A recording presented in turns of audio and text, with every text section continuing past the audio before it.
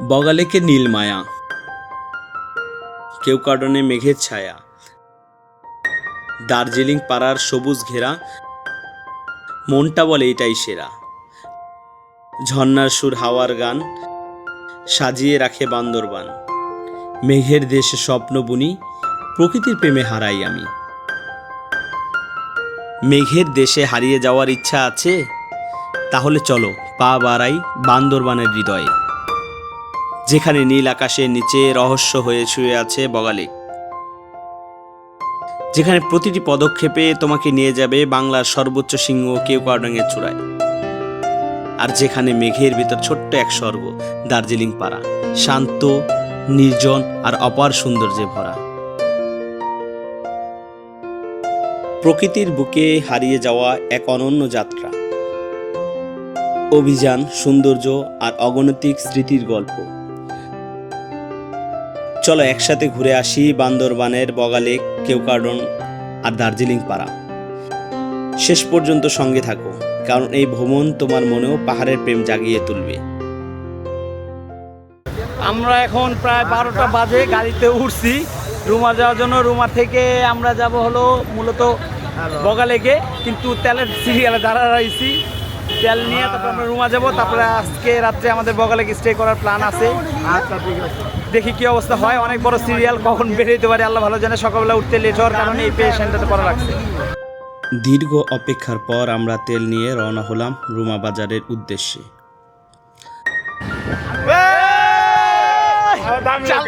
বান্দরবান শহর থেকে রুমা বাজারের দূরত্ব প্রায় 45 কিলোমিটার। বান্দরবান থেকে রুমা বাজারে চাঁদের গাড়ি ভাড়া নিয়েছিল 7,000 টাকা।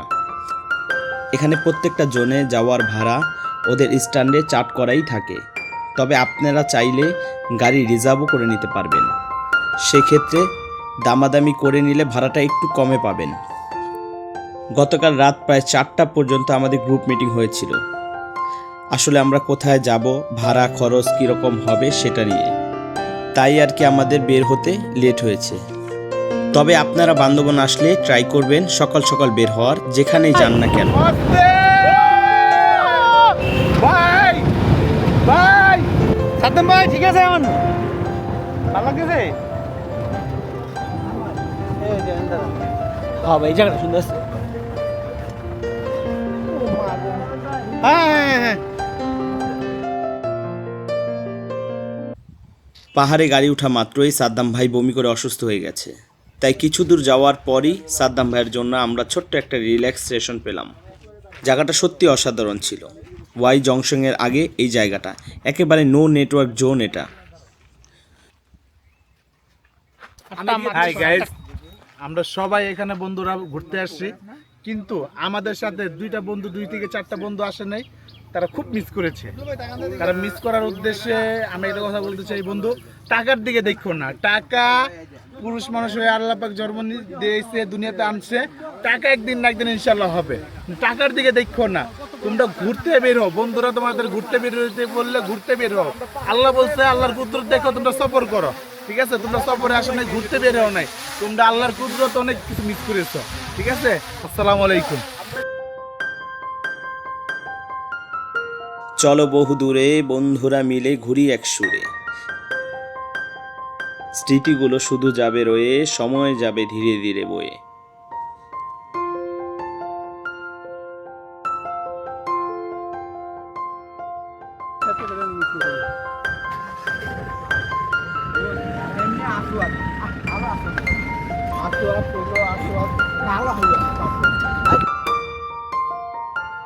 আমাদের রিল্যাক্সেশন শেষ করে ইঞ্জিন আবার স্টার্ট করলাম।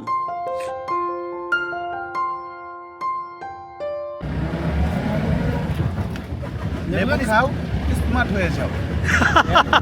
ভাই কি হো জিরা জিরা না কি খাবে? না নন কি খায়? নয়ন খায়, এলাচি খায়, দারচিনি খায়, তারপর পার হাঁটতে পারে না। রসুন খাও, ইঞ্জিন ঠিক রাখো। পারে হাঁটার লেগে শক্তি পাও না। হ্যাঁ, রুমা বাজার পর্যন্ত যাওয়ার পথে 2টা চেকপোস্ট পড়বে। একটি হলো ওয়াই জংশন, আরেকটি হলো রুমা বাজার ঢোকার আগেই পড়বে, যেখানে অনলাইন অ্যাপ্লিকেশন করার পর রুমা ঢোকার অনুমতি পাবো। রুমা ঢোকার এন্ট্রি ফি পার পারসন 50 টাকা করে পড়বে। আমরা ওয়াই জংশন থেকে এক স্থানীয় ভাইকে আমাদের চাঁদের গাড়িতে লিফট দিলাম রুমা চেকপোস্ট পর্যন্ত।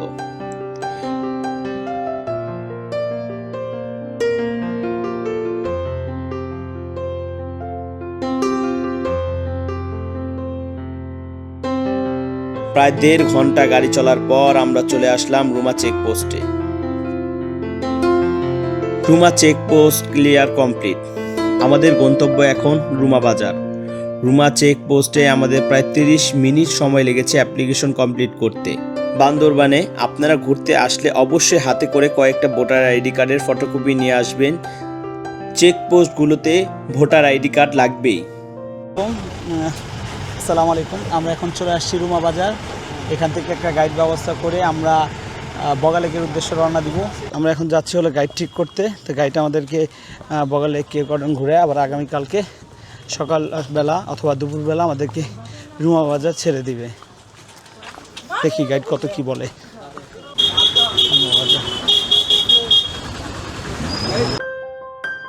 আমাদের গন্তব্যের স্থান এখন বগালেক। রুমা বাজার থেকে বগালেকের দূরত্ব প্রায় 17 থেকে 18 কিলোমিটার। আমাদের বগালেক যেতে সময় লাগবে 1 থেকে 1.5 ঘন্টা। আমরা এই জায়গায় আমাদের গাইড এখানে গেছে, এখানে আমাদের নাম এন্ট্রি দিচ্ছে। চেকপোস্ট বান্দরবনের সিকিউর জোনগুলিতে ঢুকতে হলে আপনার কিছুক্ষণ পরপরই সিকিউর জোন পড়বে, সেখানে চেকপোস্ট হবে, চেক হবে। এইটা আপনার মাথায় রাখা লাগবে। বান্দরবন যখনই আসেন সিকিউর জোনগুলিতে যেতে হলে আপনি এই প্রবলেম ফেস করবেন। প্রবলেম কি, এটাই আপনার সিকিউরিটির জন্য।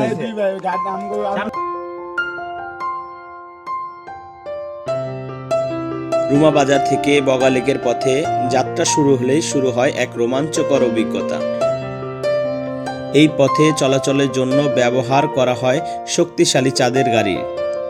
বগালেক পৌঁছানোর আগেই পুরো যাত্রাপথ আপনার মনে গভীর ছাপ রেখে যাবে। তাই অনেক ভ্রমণ প্রেমীদের কাছে রুমা বাজার থেকে বগালেকে যাওয়ার পথটাই সবচেয়ে সুন্দর স্মৃতি হয়ে থাকে।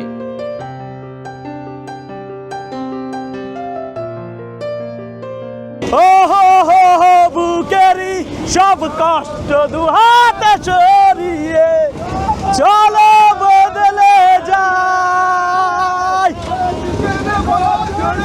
তোমাকে ছাড়া আমি অসহায়, আমার সবটুকু ভালোবাসা তোমায় ঘিরে। আমার অপরাধ ছিল যতটুকু তোমার কাছে, তুমি ক্ষমা করে দিও আমায়।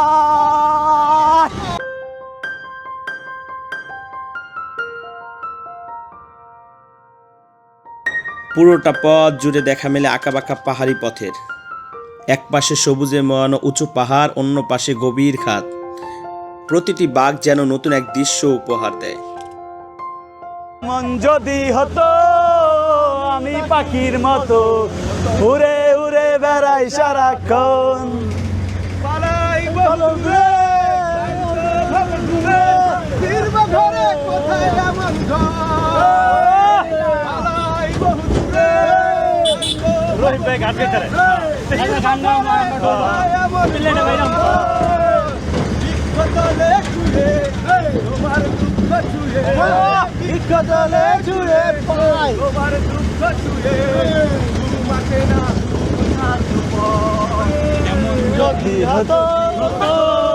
আমি পাখির মতো উড়ে উড়ে বেড়াই সারাক্ষণ। দীর্ঘ ও রোমাঞ্চকর যাত্রা শেষে পাহাড়ের কোলে অবস্থিত অপূর্ব বগালেকে দেখা মেলে। বগালেক বাংলাদেশের অন্যতম সুন্দর পাহাড়ি হ্রদ। সমুদ্রপৃষ্ঠ থেকে প্রায় 1200 ফুট উচ্চতায় অবস্থিত এই লেকটি প্রকৃতির এক অপূর্ব সৃষ্টি। নীলাভ স্বচ্ছ পানির হ্রদ চারপাশে পাহাড় ও প্রকৃতির সৌন্দর্যের মিলে এক স্বর্গীয় পরিবেশ সৃষ্টি করেছে। বগালেক নিয়ে স্থানীয় একটি মিথ আছে। এখানে বহু বছর আগে একটি বিশাল ড্রাগন বাস করত। বক শব্দটি স্থানীয় ভাষায় ড্রাগনকে বোঝায় বলে অনেকে মনে করেন। এ থেকে বগালেক নামের উৎপত্তি হয়েছে বলে একটি লোককথা প্রচলিত আছে। বিজ্ঞানীদের ধারণা বগালেক একটি প্রাকৃতিক হ্রদ, যা বহু বছর আগে ভূতাত্ত্বিক পরিবর্তনের ফলে সৃষ্টি হয়েছে। লেকটির পানি বছরের বেশিরভাগ সময় স্বচ্ছ ও শান্ত থাকে, তবে বর্ষাকালে এর সৌন্দর্য আরও বেড়ে যায়। বগালেকের চারপাশে বিভিন্ন ক্ষুদ্র নৃগোষ্ঠীর বসবাস রয়েছে, যারা নিজেদের সংস্কৃতি ও ঐতিহ্য আজও ধরে রেখেছেন। এখানকার কটেজগুলোর বেশিরভাগ মালিকই তারা।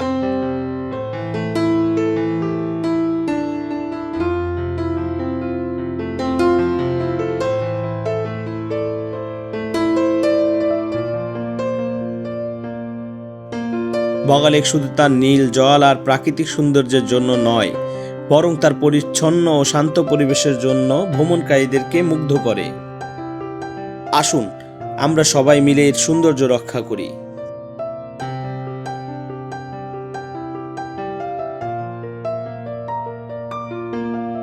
আমরা এখন বগালেক ভিউ পয়েন্টের দিকে যাচ্ছি, ভিউ পয়েন্ট থেকে বগালেকের সৌন্দর্য উপভোগ করার জন্য।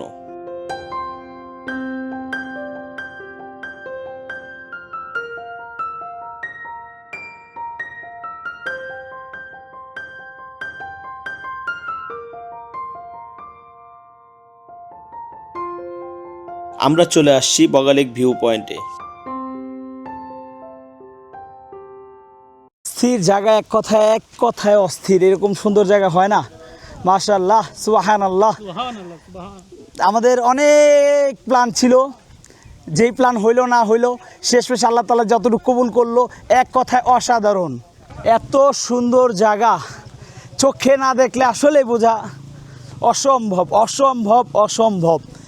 ক্যামেরায় এত সুন্দর জায়গা কখনোই ক্যাপচার করা সম্ভব না ভাই। কতটুকু ক্যাপচার করুন, চারোদিক সুন্দর, চারোদিক সুন্দর।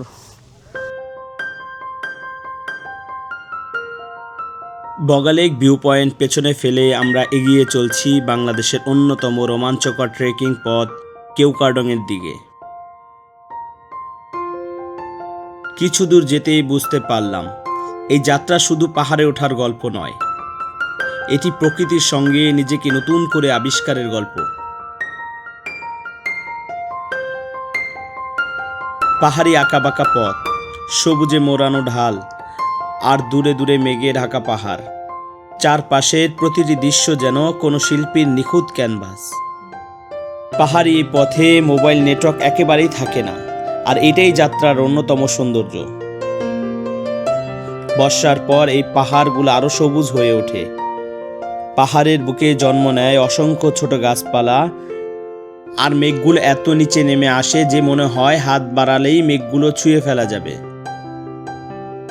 এখানকার বাতাস, নীরবতা আর পাহাড়ের অপরূপ দৃশ্য এমন এক অনুভূতি দেয় যা ক্যামেরায় ধরে রাখা যায় না, এটি শুধু অনুভব করা যায়।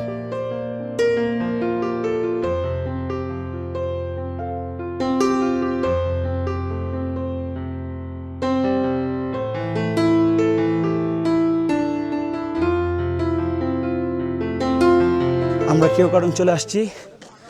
এই হলো কেওক্রাডং, অনেক সুন্দর জায়গা, অনেক সুন্দর, অনেক সুন্দর। ও মাই গড, অস্থির কেওক্রাডং, এক কথা অস্থির। কি ভিউ!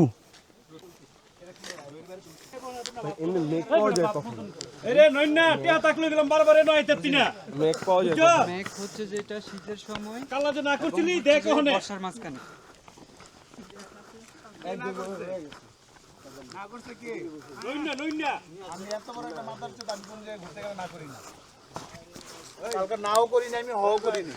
তুমি হলো দুই মুখা সাপ, দোনো দলে চুম্মা দাও। দুটো দলে চুম্মা দেওয়ার কিছু নাই।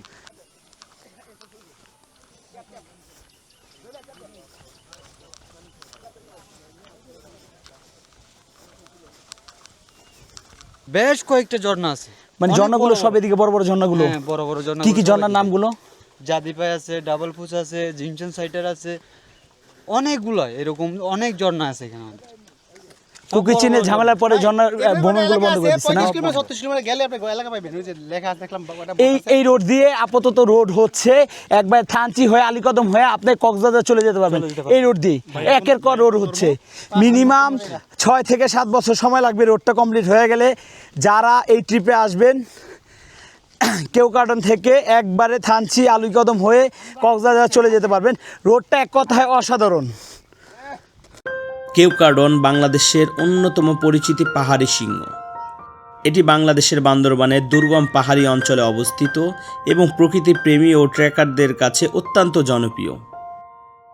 স্থানীয় বম ভাষায় কেউ বলতে পাথর এবং কাডং বলতে পাহাড় বোঝায় বলে একটি প্রচলিত ব্যাখ্যা রয়েছে। তাই কেওক্রাডং এর অর্থ পাথরের পাহাড়।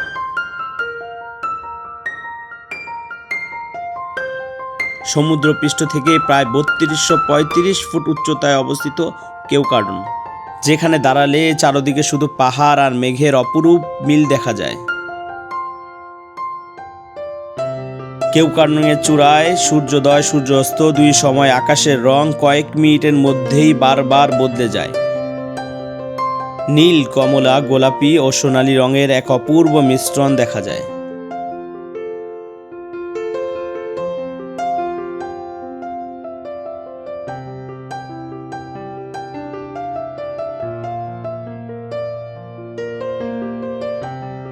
এখানে পৌঁছানোর প্রতিটি পদক্ষেপে রয়েছে রোমাঞ্চ, প্রতিটি বাঁকে রয়েছে নতুন দৃশ্য, আর চূড়ায় পৌঁছে মনে হয় যেন মেঘের রাজ্যে এসে দাঁড়িয়েছি। প্রকৃতির এত কাছাকাছি যাওয়ার অভিজ্ঞতা জীবনে অন্যতম স্মরণীয় মুহূর্ত হয়ে থাকে। পাহাড়ের চূড়ায় থেকে দূরের অসংখ্য পাহাড়ের সারি দেখা যায়। বর্ষা ও শীতকালে পুরো এলাকা মেঘ দিয়ে ঢেকে যায়। পাহাড়ের চূড়াগুলো মেঘের উপর ভেসে থাকা দ্বীপের মতো দেখায়। মেঘের চলাচল এখানে এত দ্রুত হয় যে কখনো কখনো কয়েক মিনিটের মধ্যে পুরো দৃশ্যপট বদলে যায়। কেওক্রাডন এমন এক স্থান যেখানে মেঘ পাহাড়কে জড়িয়ে ধরে, বাতাস প্রকৃতির গল্প শোনায়।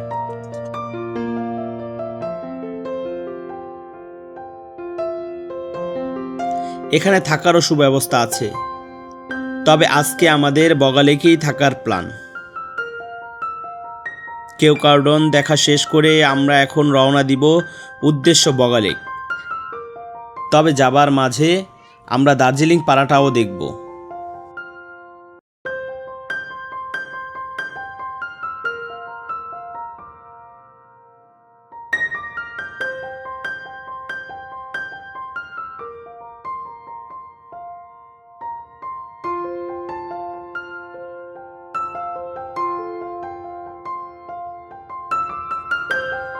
আমরা চলে আসছি দার্জিলিং পাড়ায়।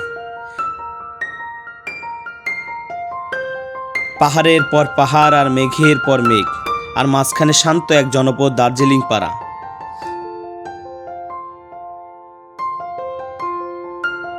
রহিম ভাই ঢাকা থেকে চকলেট নিয়ে আসছে, সেগুলো বাচ্চাদের দিচ্ছে। এখানকার বাচ্চারা চকলেট অনেক পছন্দ করে। দার্জিলিং পাড়া তার নির্মল ও শান্ত পরিবেশের জন্য বিশেষভাবে পরিচিত। দার্জিলিং পাড়ার পরিবেশ খুবই স্বচ্ছ, পরিপাটি ও সতেজ। পাহাড়ি মানুষের প্রকৃতি প্রেম এবং সচেতনতার কারণে এলাকাটি এখনও তার প্রাকৃতিক সৌন্দর্য ধরে রেখেছে। সন্ধ্যা ঘনিয়ে আসায় আমরা এখানে বেশি সময় কাটাতে পারলাম না, বেরিয়ে পড়লাম রাত্রে থাকার গন্তব্যস্থানে।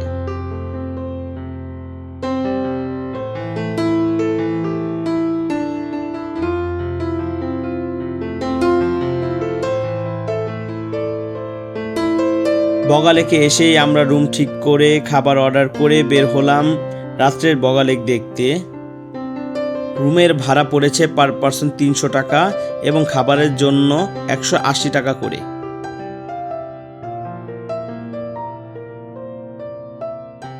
আমরা মোটামুটি ভাবে এখন সারাদিন পরিশ্রম করছি, সারাদিন পরিশ্রম করে এখন আমরা খানা দানায় বসছি। খাবার অর্ডার করা ছিল আমাদের ডিম আর ভাত সবজি, ডিম বোনা ভাত সবজি। আমরা সবাই এখন খাইতে বসবো।